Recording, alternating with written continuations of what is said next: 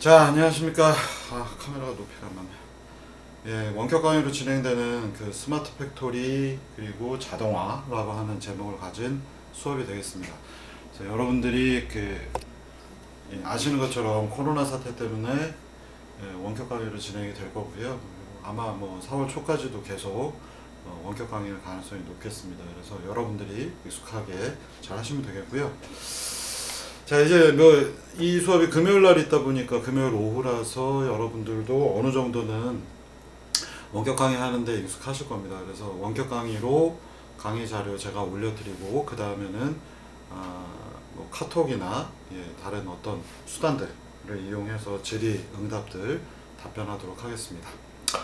자, 먼저 이 스마트 팩토리 뭐 간단하게 스마트 팩토리라고 하죠. 뭐 또는 뭐 자동화, 오토메이션 이렇게 부를 수 있겠습니다만 이 과목이 목표로 하는 거는 철저하게 조금 실무적인 수업 내용들로 이루어질 겁니다. 그래서 우리가 그 학교이다 보니 어떤 실험 장비나 이런 것들을 뭐 최대한 활용을 많이 하기가 수월하지는 않아서 로봇들을 활용을 하여 저희가 로봇을 한 대를 기증받은 로봇이 있고 이 로봇을 토대로 해서 실제 산업 현장이나 뭐 요새 이제 말이 많이 나오고 있는 4차 산업 환경 이런 부분에서 어떻게 로봇을 활용할 것인가 라고 하는 부분들을 여러분들이 이론하고 실험 두 가지를 병행해서 이제 다뤄보도록 하겠습니다. 그래서 이 과목은 조금 그 실험이라는 요소가 들어가고 실제로 여러분들이 로봇을 구동해 볼 수 있는 기회가 별로 없기 때문에 그런 그 실험들을 좀 해보는 이런 취지로 잡았습니다. 그래서 조금 좀 특이한 다른 데서 경험해 보시기 어려운 그런 수업이 좀 될 것 같습니다. 자, 목차를 이번 학기 할 내용을 좀 소개를 해 드리겠습니다. 이번 학기에 배우는 내용이 실험과 이론이 같이 들어가다 보니 내용이 조금 많이 터프할 수 있습니다. 그래서 이 내용에 대해서 오늘 좀 소개를 해드리고 여러분들이 이 지역선도 관련된 과목들에서 이게 시작이 됐기 때문에 여러 가지 조금 뭐 탁과도 들어오고 뭐 지능로봇공학과에 있는 학생들 3학년 학생들이 주로 들어왔어요. 그래서 3학년 학생이다 보니까 어느 정도 이제 그 조금 할 줄 아는 것들이 늘고요. 여러분들이 전공 과목에 대한 소양을 길러가는 단계이기 때문에 그래도 저학년 때는 할 수 없었던 내용들 이런 부분들을 좀 많이 다룰 거고요. 먼저 그 간략하게 좀 소개를 해드리면은 원래 계획은 15주차에 이제 계획들로 되어 있지만 앞부분에 2주가 날아가면서 없어지면서 조금 내용을 변경을 했습니다. 그래서 변경을 했음에도 불구하고 조금 그 현실적인 문제들을 좀 많이 다룰 거고요. 그러다 보니 뭐 조금 힘들 수 있는 수업이 되겠습니다. 그 점을 염두에 두셔야 되겠고, 저도 이제 타과 학생들이 들어오기 때문에 저희 과 학생들은 1, 2학년 때 어느 정도 3학년 정도 되면 어느 정도 수준이다라고 하는 것들은 잘 알고 있고 그걸 이제 한계점들을 깨려고 3학년 때부터 많이 노력을 합니다만 이제 정통과 학생들의 경우에는 어떻게 배워야 하는지 제가 모르기 때문에 그냥 지금 특히나 또 이런 그 원격 강의이다 보니까 피드백을 받기가 어려워요. 그래서 하여간 중간중간에 저희가 코로나가 사태가 끝나고 제대로 수업이 진행이 되면은 또 한번 다시 피드백을 받도록 하겠습니다. 근데 1차적으로는 앞부분은 로봇을 어떻게 활용하는가라고 하는 로봇에 대한 기본적인 내용들이 추가가 되어 있습니다. 그래서 강의 자료는 지금 이런 스타일로 계속 제가 만들어서 여러분들한테 드릴 것이고요. 실험 계획들은 전부 다 코로나 사태 때문에 뒤쪽으로 빠져 있습니다. 그래서 실험들은 대부분 뒤쪽에서 많이 하게 될 거고 전반부에는 시뮬레이션 그리고 프로그램 이용하는 이런 수업들로 진행이 될 계획입니다. 그래서 조금 안타깝습니다. 이게 아무래도 뭔가 로봇을 실제 돌려가 보면서 해보면은 조금 초반에 이해하시기가 더 편할 수도 있는데 이런 부분들은 실험은 다 뒤쪽으로 밀렸다라는 얘기 드리겠고요. 먼저 이 과목은 그 아시는 것처럼 제목이 암시하는 바처럼 4차 산업혁명이라고 하는 분야들이 뭐 그런 얘기들을 여러분들이 많이 보셨을 거고 뭐 TV 광고에서도 로봇이 막 움직이고 뭐 사람하고 서로 상호작용하는 이런 예제들이 많이 나옵니다. 근데 대부분의 경우에 4차 산업혁명은 그런 뭐 로봇 이리 와, 뭐 예전에 그 아이언맨 같은 데도 보면은 로봇 더미야 이리 와, 뭐 물건 집어줘, 이런 거 말로 하는 것들이 되게 많죠. 근데 말로 하는 것들이 별로 그렇게 썩 좋진 않은 상호작용 기법들입니다만, 보시는 분들이 굉장히 비전문가 그룹들은 굉장히 그게 재미있어 보이기 때문에 많은 광고들에도 노출이 많이 되고 있죠. 그런 상황이고요. 비슷하게 저희도 그런 것들을 한번 해볼 생각이고요. 그리고 로봇을 이용해서 어떻게 내가 환경에서 로봇들이 상호작용하면서 움직일 것인가 라고 하는 것들이 조금 많이 뒤에서 나올 겁니다. 근데 기본적으로 4차 산업 환경이라고 하는 것들은 여러분들이 말 그대로 4차 산업 뭐 혁명 기술 또는 지능형 신기술 이런 것들이 쓰이는 것인데, 산업 환경을 위해서 기획이 되는 것들이 이런 기술들의 실제로 쓰이고 있는 요소들입니다. 그래서 4차 산업은 뭐 여러 가지 뭐 1차 산업, 2차 산업, 3차 산업이 있지만, 저는 4차 산업 자체의 정의는 솔직히 관심도 없고요. 4차 산업 혁명이라고 하는 요소들이 실제로 쓰이고 있는 것은 무엇인가?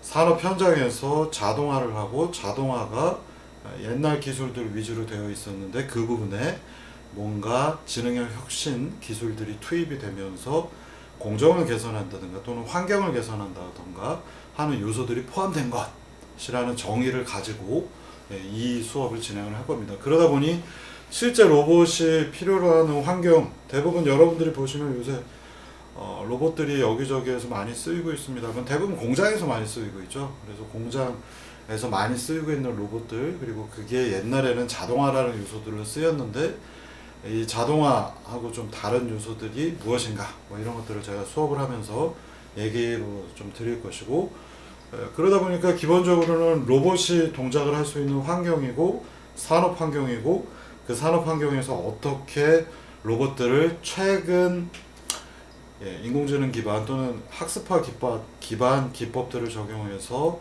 처리할 것인가 라고 하는 부분에 초점을 맞춰서 이번 학기 수업을 진행을 하겠습니다. 그래서 목표로 삼는 거는 뭐 4차 산업 이런 거 여러분들이 알고 계시는 각종 데피니션들이 있을 텐데, 그것들은 별로 그렇게 중요하지 않고요. 대부분의 경우에 그런 정의들은 약간 화려하게 포장이 되어 있거나 잘못되어 있는 경우들이 많습니다. 이 수업에서 목표로 하는 것들은 아주 간단하고요. 실제 산업 현장에서 그 매니플레이터라고 불리는 로봇 팔이 있겠고, 그 로봇 팔이 뭐 각종 뭐 이런 오브젝트가 있으면 그 오브젝트를 예전에는 자동화 기반 기법을 써서 이 오브젝트들의 위치를 정확하게 여기다 라고 알려주게 되면 로봇이 미리 계산되어 있는, 로봇은 눈이 없어서 눈이나 또는 감지할 수 있는 기법이 없어서 특정한 좌표에 접근을 한 다음에 이것을 그냥 집어서, 여러분들이 마치 눈 감고 집는 거하고 똑같습니다.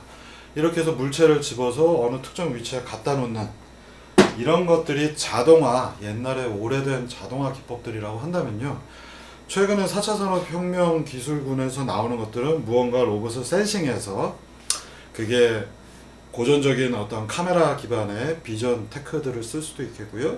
그 다음에 또는 최근에 나오고 있는 스캐너라고 불리고 있는 3차원 스캐너를 이용을 하여, 뭐 라이다 생각하셔도 좋습니다. TV 같은데 또는 뭐 자율주행 이런 데 보시면은 레이저 스캔을 해서 데이터를 얻는 게 있죠. 그리고 여러분들 뭐 엑스박스 게임들 이런 거 해보시면은 키넥트라고 불렀던, 사람이 움직이면 그거를 모션을 캡처해서 이게 사람의 좌표들을 정확하게 얻어내는 기법들이 있죠. 요새는 이제 이런 그 키넥트 또는 인텔 리얼 센서와 같은 포인트 클라우드를 얻어내는 3차원 스캐너들을 이용해서 로봇들이 결합을 해서 물체들을 짚거나 하는 작업들, 이런 것들이 4차 산업 실제 현장에서 쓰이고자 하는 기법들이고요. 그런 부분들을 우리가 한번 이번 학기에 베이스가 되는 것들을 토대로 해서 한번 배워보겠다라는 것이 이번 학기의 주된 목표입니다. 그래서 산업용 로봇 팔이 하나가 있고, 저희는 레이저 스캐너를 써서 오브젝트를 스캔한 다음에 로봇이 실제 어디에 물체가 있는지를 판단한 다음에 그 물체를 짚는 과정까지 해볼 거고요. 그 과정에 뭐 너무 뭐 이런 것만 하면 재미없을지 모르기 때문에 여러분들 뭐 Siri나 OK 구글 이런 식의 음성 처리하는 부분들도 잘 알고 계시죠. 그래서 그 부분들도 같이 포함하여 실제 로봇팔이 물체를 스캔하고 사람이 음성 데이터로 명령을 주면 그 물체를 짚는 과정, 이 전체 과정에 대한 것들을 한번 다뤄보도록 하겠습니다. 네, 제가 이제 방금 전에 크게 한숨을 쉬긴 했습니다만 왜 제가 한숨을 쉬냐면은 이 전체 과정은요, 학부 과정에서 배워야 되는 것들이 굉장히 많습니다. 네, 그런 하나하나의 토픽들을 전공 과목으로서 하나씩 밟아 오신 다음에 최종적으로 하는 것이 맞겠는데 3학년에서 이거를 지금 해보게 되면 많이 힘들 겁니다. 뭐 힘든 것들 여러 가지 필요한 기법들이 있겠지만 그래도 한 번은 이것들을 묶어가지고 다루는 과목이 필요하다 생각을 했고, 그게 저는 이걸 3학년 2학기 정도 하면 제일 좋겠다라고 생각을 했습니다만 뭐 여러 가지 사정상 3학년 1학기에 하다 보니 좀 어렵겠지만 이 전체 과정을 쭉 한번 다뤄보겠다는 게 이번 학기에 이 과목의 주된 목표가 되겠습니다.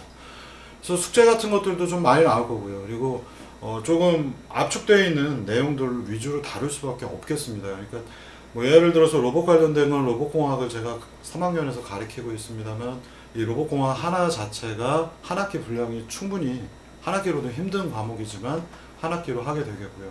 그 다음에는 로봇 제어를 하는 부분들도 한 학기 정도를 해야 되겠습니다만 그것들을 다 압축을 하는 것이고, 특히나 대한민국에서 학부 과정에서 물체를 짚는다라는 과정, 그래스핑을 하는 것들은 전혀 다루고 있지 않아요. 그래스핑은 대학원에서도 다루는 학교가 대한민국 전체에서 한두 개 학교 정도? 그 정도 되기 때문에 그래스핑에 대한 것들도 저희가 다룰 거라서 굉장히 좀 많은 내용이 들어가고, 특히나 물체 인식 관련된 부분에는 저희가 포인트 클라우드를 활용할 것인데 대한민국에 있는 어떤 학교에서도 뭐 시작 1등부터 꼴찌까지 어떤 학교에서도 포인트 클라우드를 다뤄가지고 물체를 짚는 과정까지 설계를 하는 학교가 없습니다. 그러다 보니 여러분들이 이번 학기에 좀 많이 내용적인 측면에서 한마디로 좀 터프한 빡센 수업이 될 수 있겠습니다만 그래도 억지로 한번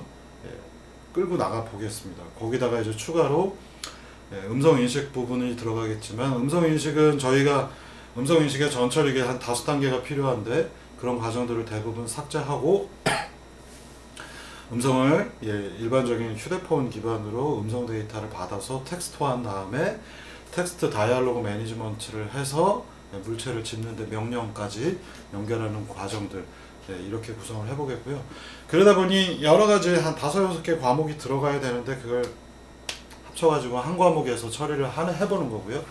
통합해서 이 과정을 하다 보니 많은 각종 기술들의 연결 단계가 복잡하겠습니다만 이것들이 여러분들이 하기가 어려울 거라서 제가 대부분 다 만들어서 실험으로서 이것들을 테스트를 할 겁니다. 그래서 여러분들이 이 과목을 잘 쫓아오시면 되겠고, 내가 한번 해보고 싶었던 거 시작부터 끝까지 인식부터 시작해서 명령을 받아서 로봇까지 구동해서 물체를 잡아보고 이런 과정에 대해서 한번 해보고 직접 한번 해보는데 의미를 갖고 관련된 기술들은 이러이러한 게 있구나 라고 하는데 초점을 맞추는 과목이 되겠습니다. 그래서 실험에 대한 부담이 좀 있습니다만 이것들이 어떻게든 해서 할 거고요.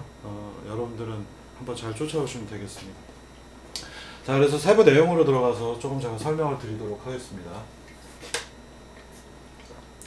먼저 이게 저희가 이거를 하려다 보면 제가 하나 여기 보여드릴게요.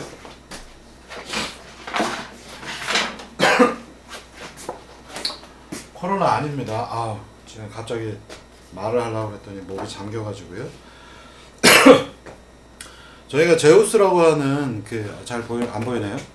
제우스라고 하는 회사로부터 이 로봇을 한 대를 기증을 받았습니다. 일명 제로 로봇이라고 부르고 있고요. 작년에 이걸 기증을 받기 위해서 제가 좀 노력을 해서 한국로봇산업진흥원 쪽하고 타협을 해서 이 로봇을 한 대를 기증을 받았고요. 이러한 산업용 로봇을 저희가 구동을 실제로 해야 되기 때문에 로봇 관련된 기법들 그리고 로봇이 어떤 것인지에 대해서 좀 배워야 됩니다. 보통 이제 로봇은 한 학기 분량 간신히 여러분들이 하셔도 이제 쫓아오기, 아이고, 간신히 쫓아올 수 있는 내용들입니다만, 예, 이번 학기에는 이걸 조금 압축해서, 이거 만약에 내용적인 측면에서 여러분들이 좀 따라오시기가 어려우면은 3학년 1학기에 저희 지능로봇공학과에서 로봇공학도 하고 있기 때문에 필요하시다고 하면 그쪽 자료들의 일부 첨강을 하셔도 좋겠고, 자료를 가져다가 보셔도 좋겠고요. 그래서 이런 로봇을 실제 움직여야 되기 때문에 로봇에 대해서 기본적으로 여러분들이 좀 아셔야 됩니다. 그래서 그 로봇에 대한 설명이 전반부 앞부분에 똑같이 비슷하게 들어갈 거고요. 그래서 맨 처음에 배우는 내용은 이제 호모제니어스 트랜스폼이라고 불리는 동차 변환이라고 부릅니다. 한국말로 동차 변환인데, 여러분들이 이미 뭐 정통과든 지능로봇공학과든 전공 과목들 3학년 때 보시면은 전공이라고 하는 것들은 한국말로 표현하는 것들이 별로 의미가 없습니다. 뭐 한문으로 표현을 하기 때문에 저는 맨날 이거 뭐 중국어라고 부르는데 동차 변환, 한국말로 들어도 의미가 해석이 안 되죠. 네, 그래서 그냥 여러분들이 이런 것들은 이제 뭐 네이버나 뭐 여러 가지 한국 사이트에서 찾아보셔도 별로 설명이 되어 있지 않아요. 그래서 이미 전공 영역에 들어온 거기 때문에 전공 용어들을 구글링 하셔서 영어로 배우시는 게 맞겠고요. 호모제니어스 트랜스폼이라고 불리는 기법을 우리가 배울 겁니다. 그래서 공간상에 좌표계가 있고 그 좌표계가 여기서 저기로 이동을 해야 되겠죠. 로봇이 있는데 로봇의 베이스 좌표계에서부터 시작해서 로봇의 끝단까지 좌표계들이 6, 7개가 투입이 될 거고요.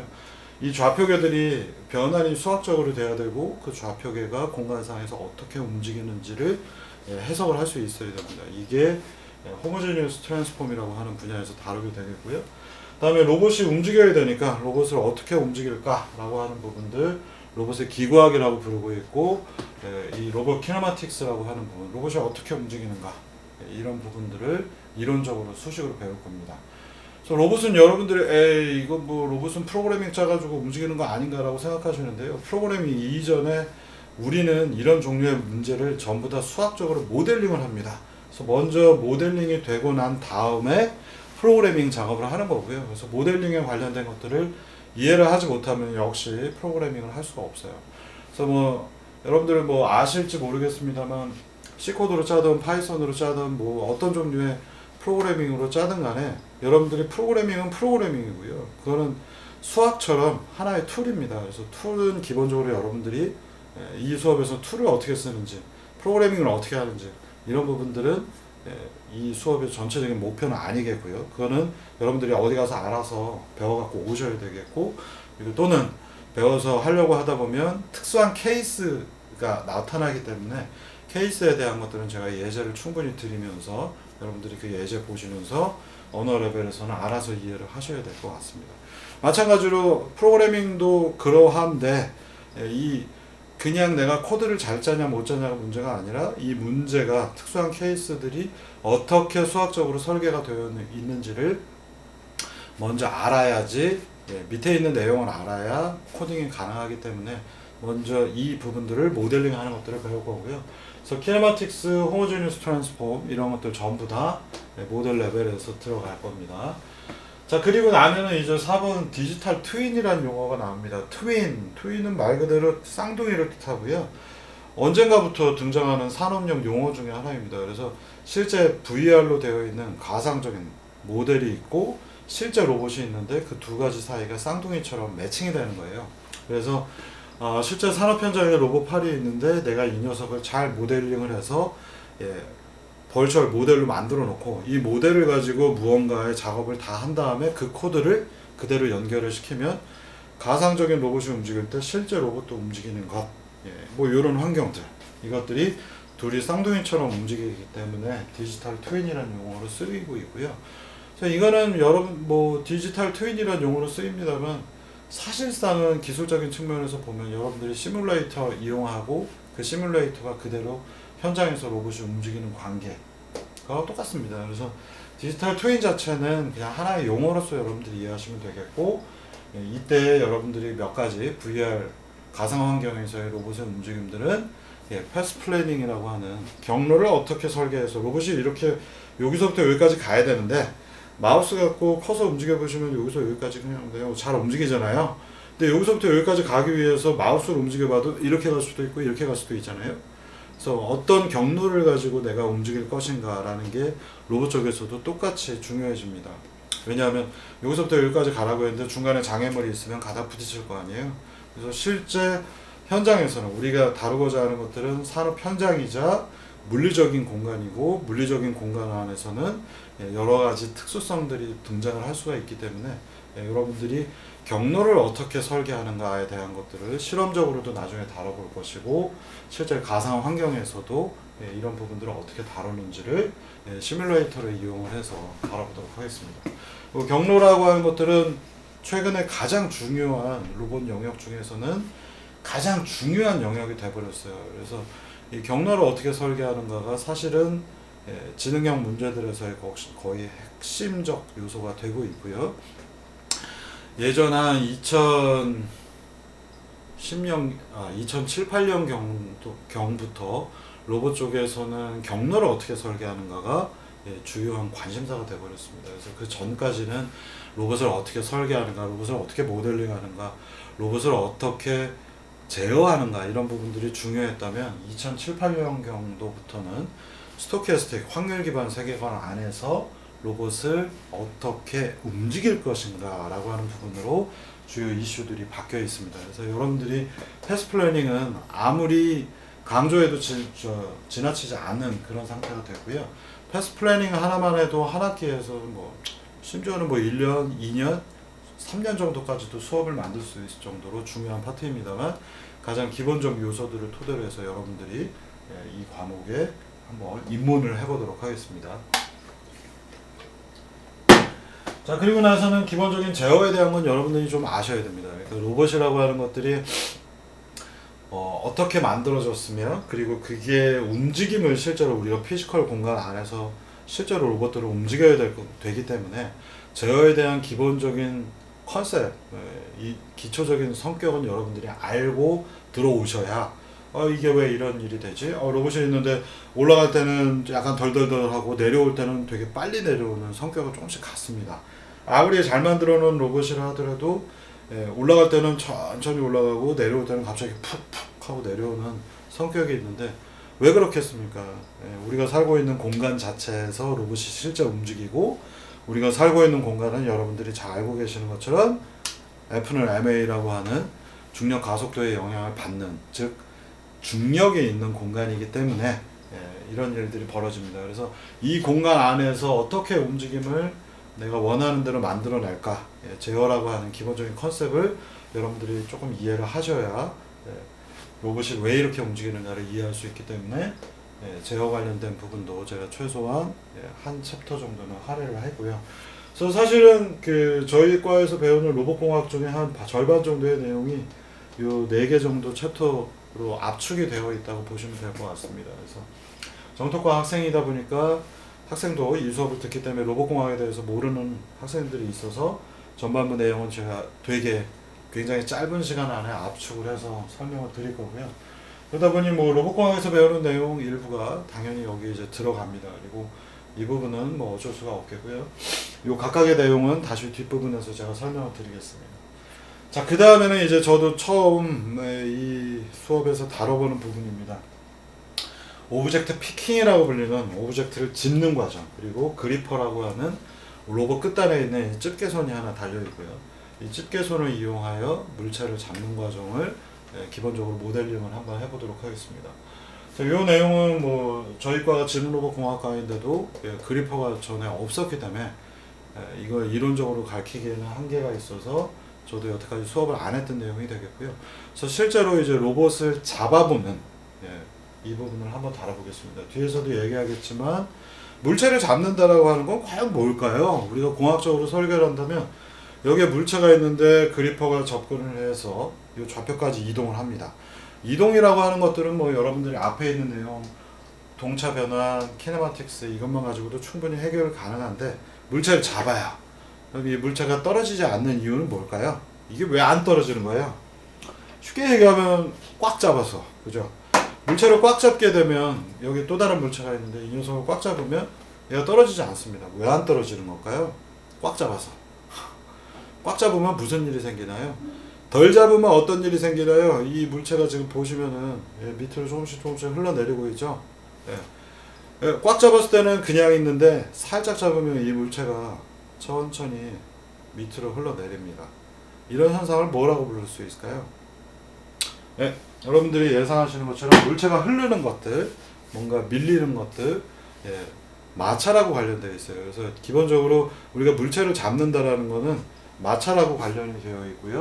물체를 잡는다라는 행위 자체는 이렇게 가서 얘를 툭 치는 것들, 컨택이라고 부릅니다.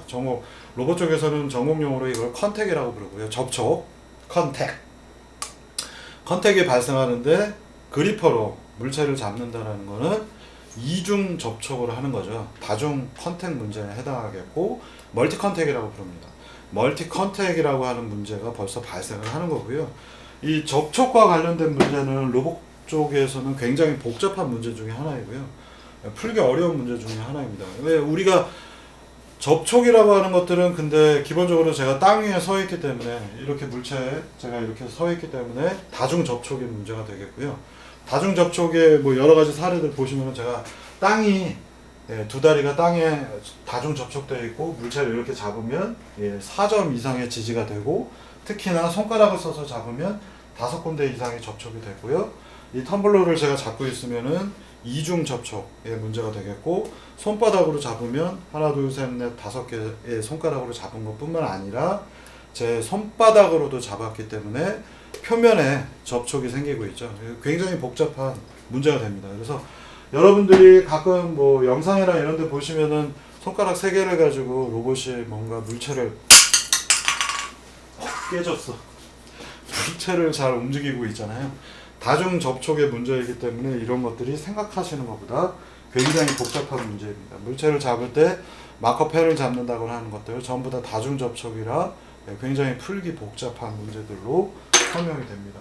그래서 어쨌든 우리 예제에서는 이 물체를 짚는 과정을 한번 해볼 거고요. 물체 중에는 뭐 나중에 이제 이것저것 잡아 보겠습니다만 컵도 잡을 수 있겠고요. 그러면 컵이라고 하는 요소는 잡는 방법도 다양하겠죠. 우리가 컵을 이렇게 손가락이 2개만 있어도 이렇게 잡을 수도 있겠지만 컵을 위에서 이렇게 잡을 수도 있겠죠. 물체를 잡는 방법은 굉장히 다양하고 우리는 어떻게 물체를 잡을까, 그리고 물체를 잡을 때에는 모델링을 어떻게 해야 되는가, 이런 부분들을 하나씩 다뤄보도록 하겠습니다. 그래서 처음에는 물체를 잡는, 위치 기반으로 잡는 문제들에 대해서 다뤄보겠지만 뭐 여기서 다루진 않을 가능성이 많지만 물체를 위치로 잡는 방법과 힘으로 잡는 방법이 있어요. 그래서 뭐 예를 들어서 여기 계란이 있다면, 계란이 왔어요. 계란이 있다면 이 계란의 위치를 정확하게 알아서 제가 이렇게 정확하게 잡을 수도 있겠지만 이 물체를 힘으로 잡는다면 약간 찌부러져도 되게 잡을 수 있겠죠. 위치로 잡으면 정확하게 여기 가서 잡아야 되니까 찌부러짐이 적을 텐데 힘으로 잡으면 이 녀석이 찌부러지죠. 보이시나요? 그래서 우리가 물체를 잡는다라는 것들은 힘과 위치 두 가지가 다 병행이 되기 때문에 힘과 위치, 폴스와 속도 또는 위치가 들어가기 때문에 우리는 이 컨셉을 임피던스라고 하는 형태들로 많이 취급을 합니다. 그래서 임피던스라고 하는 컨셉으로 이 녀석을 다뤄보는 것들은 시간이 되면 좀 제가 설명을 드리고, 그렇지 않으면 위치나 또는 적당한 형태의 작은 임피던스로 이 문제를 처리해 보려고 합니다. 이 그리퍼 관련된 부분들은 뒤쪽에 가서 보시면은 또다시 그래스핑, 물체를 잡는다라고 하는 부분에서 다시 한번 다룰 계획이고요. 자, 그러면 이제 요 정도 되면 코로나 바이러스가 끝나지 않을까 싶고요. 최소한 4월 중에는 끝날 거라 보고 있고, 이걸 심심풀이로 다이얼로그 매니저를 조금 다뤄보겠습니다. 그래서 다이얼로그 매니저는 이걸 처리하기 위해서 뭐 렉시컬 분석하는 것도 있고, 신탁스 체크하는 것도 있고, 여러 가지 있고 있습니다만, 앞부분에 전처리기들 굉장히 많죠. 음성이라고 하는 사운드 데이터를 어떻게 해서든 텍스트 데이터로 바꾸는 작업들이 있는데, 이 부분 관련해서는 굉장히 그 음성 전문가분들은 반성을 하셔야 되는데, 제가 10년 넘게 우리나라에서 음성 데이터 바꾸는 과정을 봤었는데 거의 쓸만한 게 하나도 없고요. 그나마 요새 이제 구글 쪽에서 뭐 2010년도부터 STT 엔진들이 나온 다음에 한국에서도 반성들 하시고 좀 결과물들이 나오고 있습니다만, 저는 이거는 뭐 여전히 그냥 그저 그런 것 같습니다. 뭐 죄송합니다. 음성 하시는 분들. 그래서 음성 관련해서는 예를 들어서 여러분들이 잘 알고 계시는 것처럼 아이폰 쓰면은 시리야, 뭐 시리, 구글, 안드로이드 폰을 쓰면은 오케이 구글 이런 것들이 있잖아요. 예, 이런 것들을 우리가 시동어라고 최근에 부릅니다. 그래서 처음 인터랙션을 상호작용을 시작할 때에 어떤 명령을 쓸 건가, 시동어라고 부릅니다. 그리고 보통 이것들은 일반적으로 저희가 얘기할 때 잘 나오지 않는 패턴들, 뭐 꾸꾸 이런 것들은 되게 말하다 보면 꾸역꾸역 뭐 이렇게 나오잖아요, 그죠? 그렇기 때문에 시동어로서 안 쓰입니다만 많이 쓰이는 거. 제가 얼마 전에 그 문제점 해결하면서 이제 제가 가서 평가한 것 중에 하나가 전국 지금 박물관들에 있는 로봇들인데 거기서 쓰고 있는 건 뭐 하이 QI 뭐 이런 것들이에요. 그래서 QI 하이 QI 하이 QI네요. 생각났어요. 하이 QI.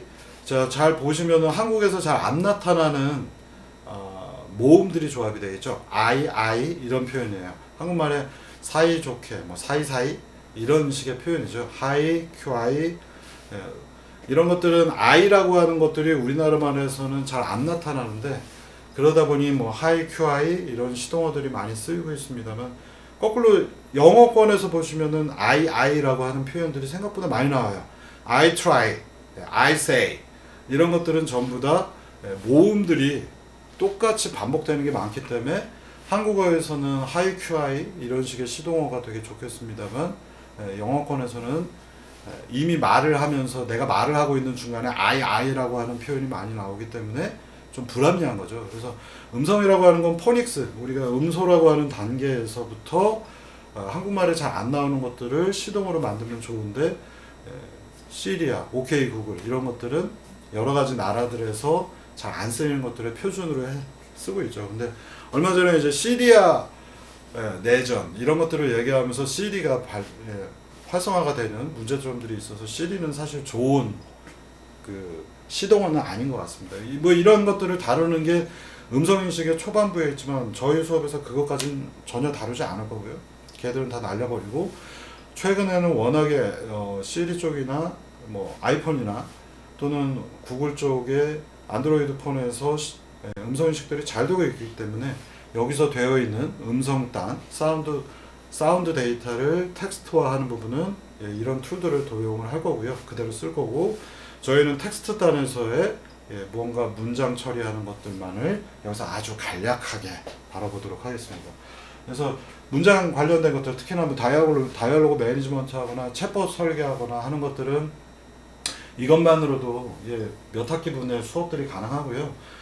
저희는 뭐 챗봇 설계하는 것들 뭐 많은 그 툴들이 많이 나와 있습니다만 그런 식의 것들은 별로 의미가 없어서 텍스트 데이터를 토대로 해서 최소한 로직을 만드는 부분들, 규칙 기반 또는 여기도 뭐 HMM 기반의 여러 가지 다른 기법들을 쓸 수 있겠습니다만 여러분들이 이 수업이 녹아 넣었잖아요. 6, 7개 분야가. 그래서 그런 부분들은 다루지 않고 최대한 여러분들이 쉽게 챗봇은 쉽습니다. 만들기가.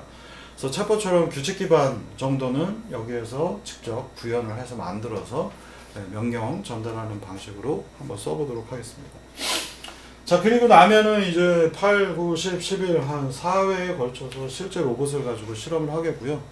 로봇은 뭐 기증받은 로봇이 한 대이다 보니까 한 대를 가지고 실험을 해야 됩니다. 그래서 오늘 제가 아침까지 방금 전까지 이 수업을 몇 명이 듣나 체크를 해봤는데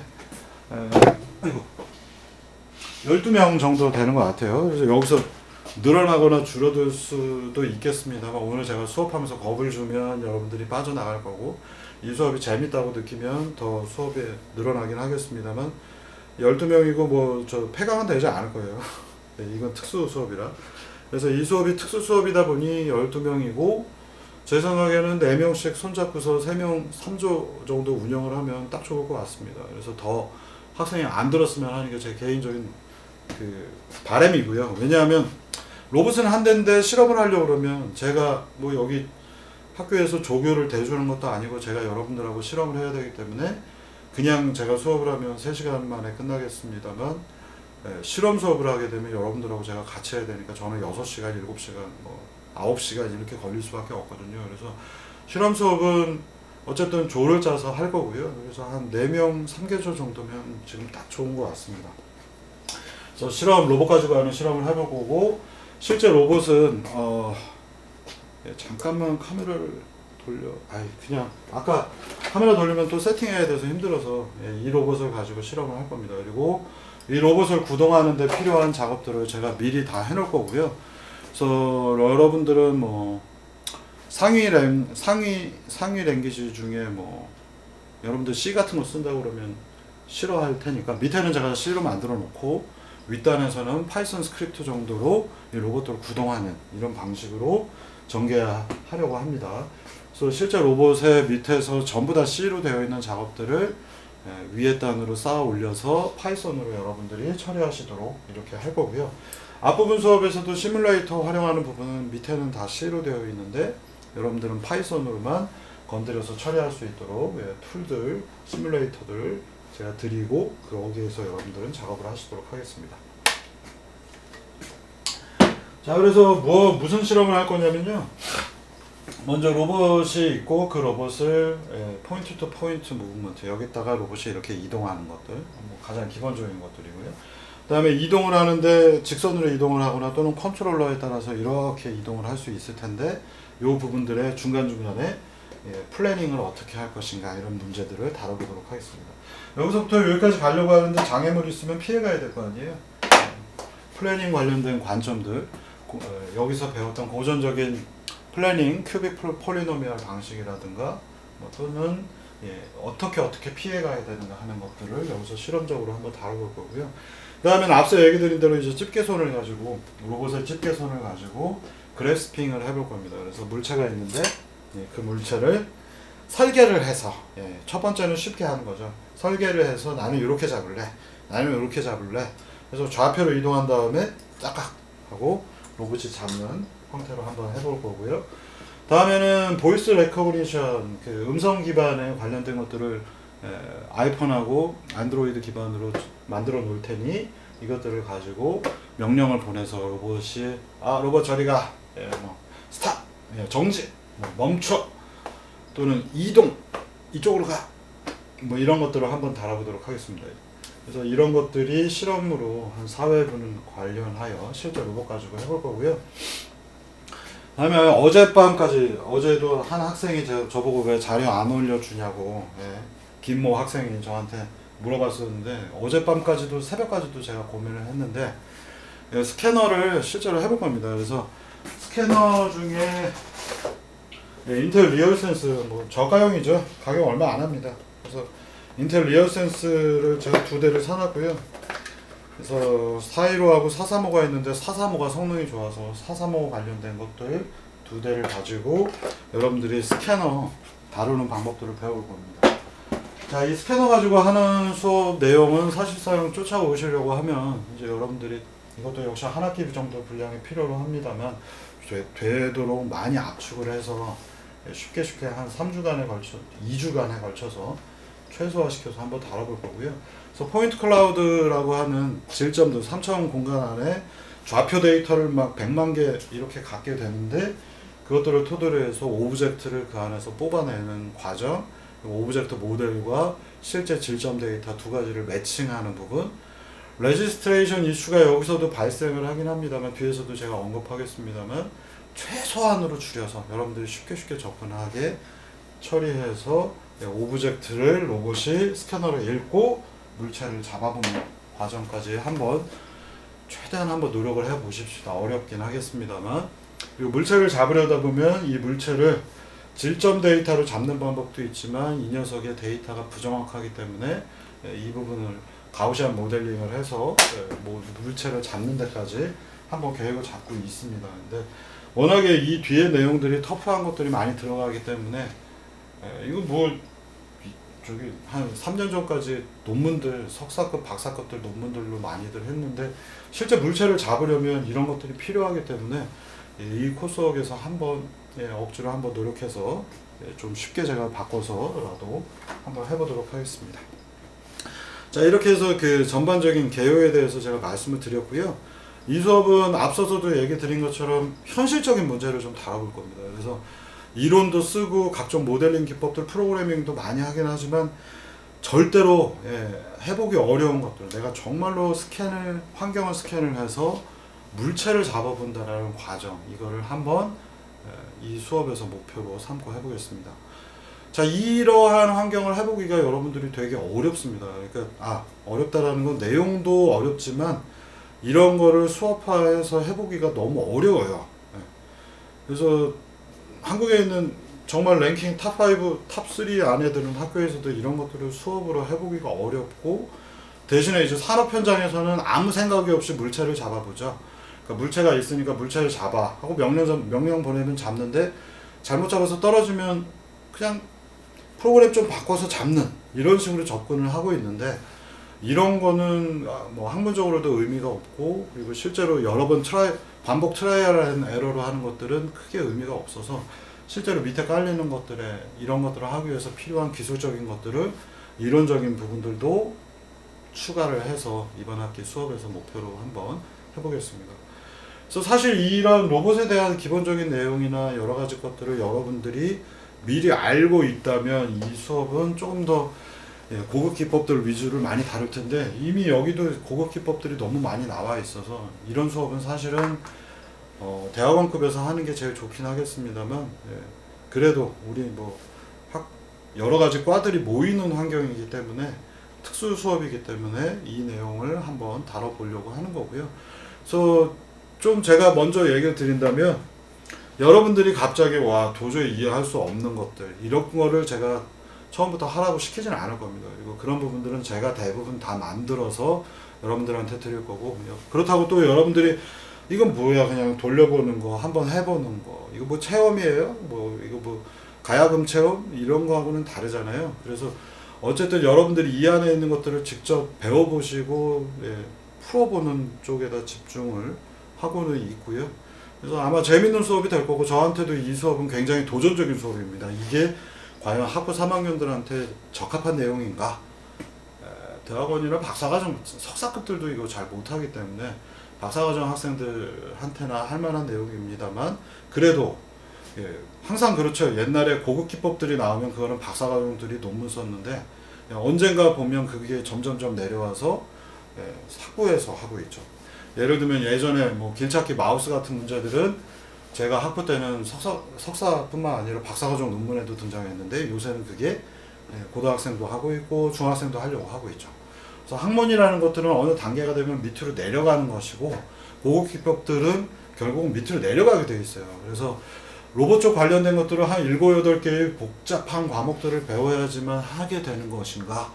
그러면 한번 이제 4차 산업이라고 하는 것들이 굉장히 많이 나오고 있고, 이런 기법들이 스마트 팩토리에서 많이 쓰이고 있기 때문에 고급 기법들을 한 번쯤은 밑으로 내려야 됩니다. 그래서 학부 과정에서도 한번 이렇게 좀 짧은 지식들, 그리고 제가 도와드리고 이것들을 모아가지고 정말로 인식해서, 다시 사람이 말하는 걸 듣고 인식을 해서 물체를 로봇이 직접 어떻게 잡을까 해서 물체를 잡아서 이동을 하는 이 모든 단계에 스마트 팩토리에서 쓰여야 되는 부분들을 이론적 측면, 실험적 측면에서 이 수업으로 한번 설계를 해봤습니다. 솔직하게 얘기 드리면 저도 이 수업을 이렇게 설계를 해놓고서 학생 여러분들은 좀 편하게 느끼시겠지만, 저는 이 수업을 하게 되면 거의 죽었다, 이렇게 생각을 하고 밑작업들을 하고 있고요. 그래서 여러분들은 한번 마루타라고도 할 수 있어요. 여러분들도 이런 종류의 터프한 내용들을 처음 한번 다뤄보실 거고, 저도 잘 만들어서 여러분들이 의미 있는 시간을 갖도록 만드는 것이기 때문에 한번 잘해보십시다. 그래서 전반적인 개요 부분은 제가 딱 이 정도에서 멈추겠고요. 이제 뒷부분에 이 각각의 내용이 뭔지 오늘 조금 더 소개를 하도록 하겠습니다. 잠깐 쉬었다가 하도록 하겠습니다.